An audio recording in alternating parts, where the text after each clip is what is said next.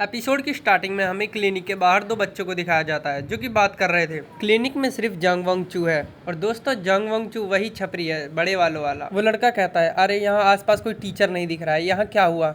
दूसरा लड़का अरे तुम्हें नहीं पता यहाँ एक क्लास में आग लग गई थी तो उसी के बारे में बातचीत कर रहे हैं टीचर। अरे मुझे सच में दवा लेनी थी लेकिन अगर मैं अभी अंदर गया तो मैं मुसीबत में पड़ सकता हूँ। तुम जंगवंग चू की वजह से अंदर नहीं जा रहे हो। अरे तुमने नहीं सुना क्या, उसे क्लास 1 के एक बच्चे ने पीटा है, अब वो पहले जितना खतरनाक नहीं रहा। वो दोनों ऐसी बात कर ही रहे थे कि उतने में ही उनके पीछे एक बंदा आता है जो कि उन दोनों के सर को आपस में मार देता है और उन दोनों को पेलने के बाद कहता है भले ही जेवांग को डरपोक कहा जाए लेकिन तुम जैसे चूजे उसके बारे में ऐसी बातें कर रहे हो, ये बहुत शर्मनाक है। और हंसते हुए कहता है हा वो जांगवेंग चू बददिमाग। फिर हमें इस बंदे का नाम दिखाया जाता है जो था सेंगिन बैंग 18 साल का, और वो क्लिनिक के सामने खड़ा होकर कहता है ऐसा इसलिए है क्योंकि उसके शरीर में ताकत नहीं थी, शायद वो इसीलिए हार गया। और उसे क्या लगता है वो अपने दुबले पतले शरीर के साथ लड़ने लायक है।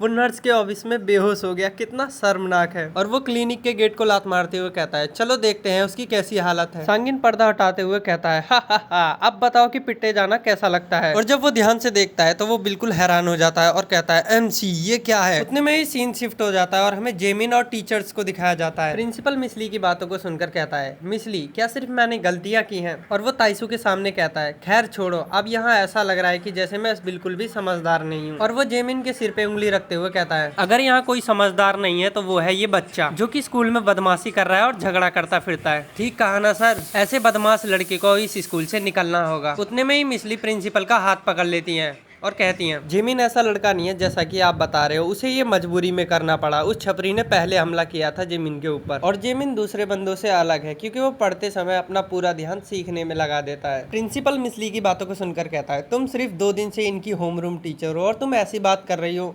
माना कि उसने इसे परेशान किया था तो इसका मतलब ये तो नहीं जेमिन भी उन लोगों को परेशान करे। इसने जो किया उसे साफ साफ गुंडागर्दी कहते हैं। मिसली प्रिंसिपल की बातों को सुनकर कहती है नहीं ये गुंडागर्दी नहीं थी, जिस तरीके का ये स्कूल है, इस स्कूल में ऐसी बातें होना तो नॉर्मल है और यहाँ के बच्चे बिल्कुल भी नॉर्मल नहीं है, वो गुंडे टाइप के हैं। और यहाँ आपको जेमिन को गलत बताने की जगह उन बच्चों को सुधारना चाहिए। और ये जो आपने गुंडागर्दी वाला शब्द बोला ये उन सभी बच्चों पर लागू होता है, क्या आपका फर्ज नहीं बनता कि उन सभी बच्चों को आप सुधारें। मिसली की बातों को सुनकर प्रिंसिपल गुस्से में हो जाता है और कहता है वाह वाह वाह तुम मुझे स्कूल इंस्पेक्टर के सामने पढ़ाने आई हो। और प्रिंसिपल चिल्लाते हुए कहता है तुम्हें क्या लगता है मैं इन बच्चों को पढ़ाने की कोशिश नहीं कर रहा हूँ। उतने में ही उन दोनों की बातों को सुनकर हंसने लग जाता है और वो कहता है प्रिंसिपल आप हार गए हैं और मैं ऐसे किसी इंसान को पहली बार देख रहा हूँ जिसे स्कूल में आए हुए सिर्फ 2 दिन हुए हैं और वो ऐसी बातें कर रहा है। दोस्तों ताइसू टीचर्स का टेस्ट ले रहा था जिसमें मिसली बिल्कुल पास हो जाती हैं। ताइसू कहता है मिसली आप टीचर्स के टेस्ट में पास हो गई हो। प्रिंसिपल ताइसू से कहता है सर आप फिर से एक बार चेक कर लीजिए कि आपसे कोई गलती तो नहीं हो गई है। ताइसू कहता है नहीं नहीं मुझसे कोई गलती नहीं हुई है, मैंने अच्छी तरीके से चेक किया है। और वो मिसली से कहता है अभी मुझे याद आया मैंने आपको कहाँ देखा था, मैंने सियोल में हुए जूनियर हाई के प्रोग्राम में आपको देखा था। क्या आप वही हो ना मिसली? और आपने वहाँ किसी स्कूल को चेंज करने की बात की थी, क्या वो यही स्कूल है? अगर हाँ तो मैं तुम्हारा पूरा सपोर्ट करूंगा क्योंकि मैंने पहली बार किसी ऐसे पर्सन को देखा है जो कि ऐसे सोचता है। प्रिंसिपल उनकी बातों को सुनकर गुस्सा हो जाता है और कहता है ऐसा कैसे हो सकता है, बताओ तुम इस स्कूल को बदलने के लिए क्या करोगी। मिसली थोड़ा सा सोचती है और थोड़ा सा सोचने के बाद कहती है हाँ अगर मुझे कुछ करना है तो मैं पहले इससे शुरुआत करूंगी। मैं चाहती हूँ कि स्कूल में एक स्टडी ग्रुप बने और ये जेमिन की हेल्प करने के लिए होगा। और ये स्टडी ग्रुप बनाने का आइडिया जेमिन का खुद का है। प्रिंसिपल कहता है अरे ये सिर्फ एक स्टडी ग्रुप बनाना चाहती हैं और उसमें ये बदमाश लड़का भी होगा। चलो भी ये सब सिर्फ वक्त की बर्बादी है। और वो ताइसू से कहता है